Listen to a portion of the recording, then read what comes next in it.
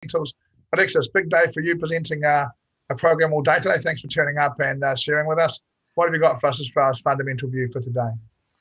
I think really interesting stuff that Julian shared kind of mirrors where I am with the US dollar. And I'm just going to flash a couple of headlines to show you where my head is at.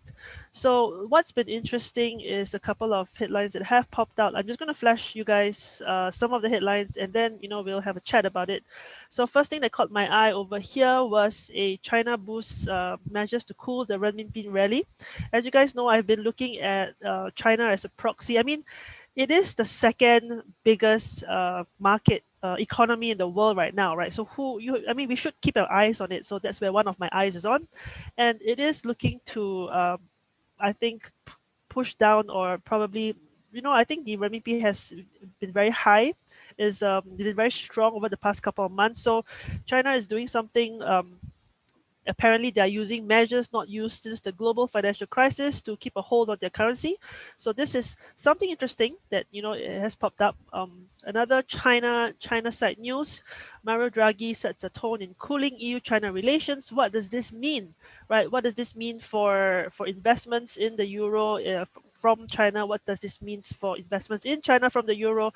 What does it mean? Are they aligning themselves with the US? Is a Sino-Italian um, Sino-Italian unraveling. What's happening over there? There is something happening. I'm not sure what, right? But these are the tones or the news that are coming up. And then we have over on CNBC, we have a couple of headlines that caught my eye. Even if the U.S. jobs report is strong, the Fed won't turn hawkish. All right, question mark. And again, it goes, I think, a little bit of an eye on when will the Fed increase interest rates? Are we really still focused on unemployment? Will the interest rates pop when unemployment is better? All right, so this is the jobs report, right? Unemployment question mark. And then, of course, we have another CNBC article. Okay, this is a repeat. Let me see, where's my other CNBC article over here.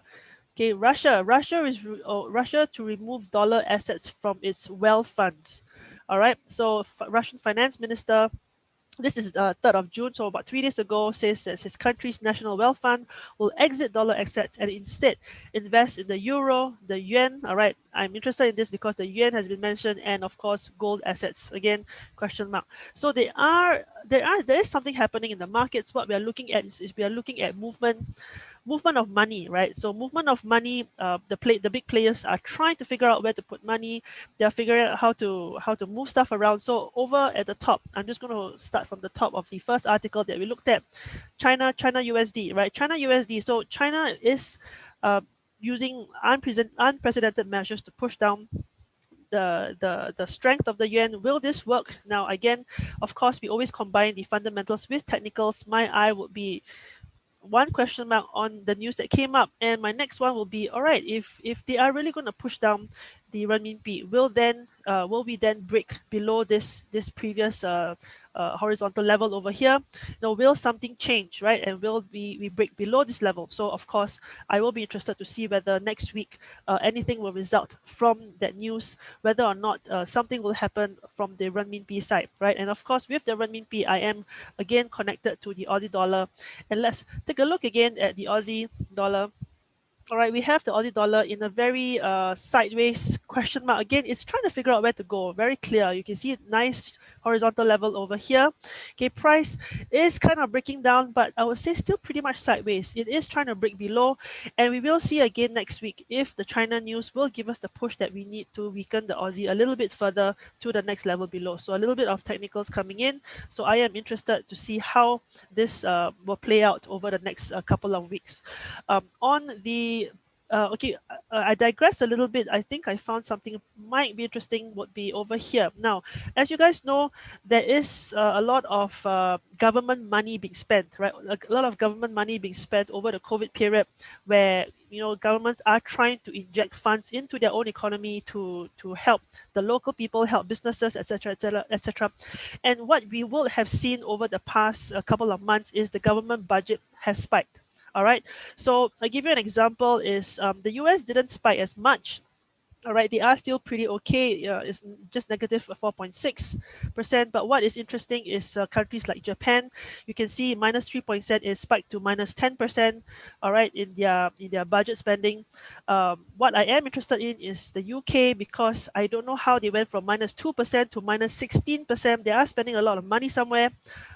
Probably, in trying to fight the virus.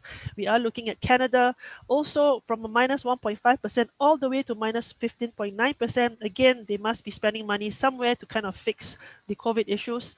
Then we go on to places like Australia. Money still not too bad. I would say it's just minus 4%, all right, compared to the minus 16 in the pound and the minus 15 in the CAD. All right, and then we go to places, let's come a little bit closer to home, to Singapore.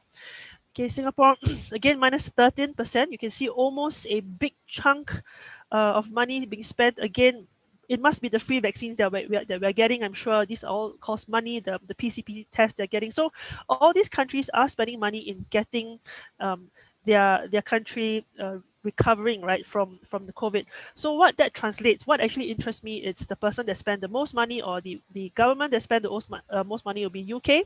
Okay, UK minus 16%. So if you click into the news, you can say Britain's government budget hit a peacetime high, all right, of 355 billion, or 16.9% of GDP in this fiscal year, amidst efforts to support businesses and households that has been hit by the pandemic. Now, that's a lot of money, right? 355 billion that is out there. So my question then is there something we can do with the pound? So I'm going to peek at pound dollar, and let's see where the pound is at. Let's add a little bit of technicals down there.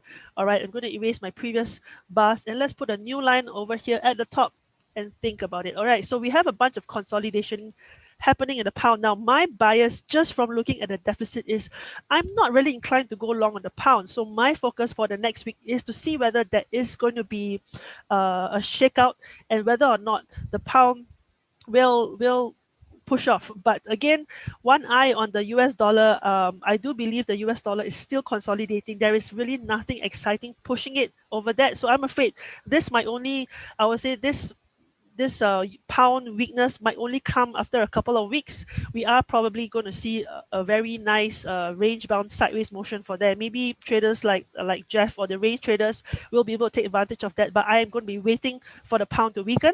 All right, I'm going to be waiting for the pound to weaken, because overall on a bigger time frame, I am still slightly more bullish on the dollar. All right, peacetime. I'm not really pro Biden, but I feel that with a little bit of stability, we should have some sort of push up in the dollar. It might not happen in the next 2-3 months, but I am definitely having my eye out on a slightly bullish dollar over the next couple of months. But again, we are trading what we see on the markets. And again, I like trading the US dollar Sing because it's closer to home. Now, whatever gains that we got on Thursday wiped out on Friday. So I am going to sit on this and see whether it comes back and retest this low again. Because very simply, I know the MES regulates the Sing dollar, regulates this dollar Sing strength. So I'm just going to wait and see whether we get another possibility to enter over here. So what I am looking for in the next couple of weeks is potential pound consolidation. But if pound pops towards the downside, I am going to make sure I'm catching that. I'm going to look for midterm dollar strength, specifically dollar Sing. But overall, I think a dollar is still consolidating as well. Nothing interesting is coming up from the dollar. My great interest is still in the Aussies. Okay, with the news of the renminbi being pushed down, the Aussies are at some of the Aussies are very, very interesting levels. All right, if we go to the Aussie dollar, it is at a very interesting level. I want to see whether or not this will pop the Aussie back down below the line over here and follow the weakened renminbi. All right. Last thing I want to talk about is the CAD. A lot of things to look at because yes, I'm back in trading, and we recently last week had a declaration of an additional 5 million worth of barrels of oil. I think based on over here Forex Factory calendar. Last week we had a oil number that come out. And over here, so crude oil inventories was at minus 5.1 million. Okay, so average about 15.6 million barrels. Now, this is an interesting figure. Now, my question is, what will this do to oil prices? I'm not an oil trader. I'll leave it for Ainslie to trade it. But what I am interested is to see the Canadian dollar's reaction to this move. So keeping an eye out on opportunities on oil.